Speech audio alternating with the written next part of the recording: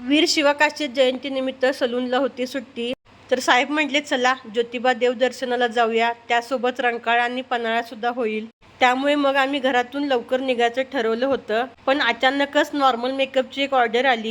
आता लक्ष्मी स्वतःहून जर आपल्यापर्यंत येत असेल तर नाही कशाला म्हणायचं, बरोबर ना? तर त्या ताईंना मी रेडी केलं, आवरून खाली आले, तोपर्यंत परत पाऊस चालू झाला. एकंदरीत आम्हाला उशिरात उशीर झाला. निघाल्याच आम्हाला 1 वाजले होते. पेट्रोल पंपावरती पेट्रोल भरून आम्ही ज्योतिबाकडे निघालो. लांबच्या प्रवासाला आम्ही ॲक्टिवावरून जातो, जेणेकरून एकाला कुणाला ड्रायव्हिंगचा कंटाळा येत नाही, दोघेही गाडी चालवू शकतो. तशी मी गाडी नेहमीच चालवते, पण पाठीमागे बसलेल्या माझ्या नवऱ्याच्या सपोर्टमुळे मी पहिल्यांदा गाडीने ज्योतिबा डोंगर चढवला. आपल्या नवऱ्याची साथ असेल ना तर बायको काहीही करू शकते. 2 तासाच्या प्रवासानंतर आम्ही तिथे पोहोचलो. गाडी पार्क करून देवदर्शनासाठी निघालो. पावसामुळे सगळा ज्योतिबा डोंगर गुलालमय झाला होता.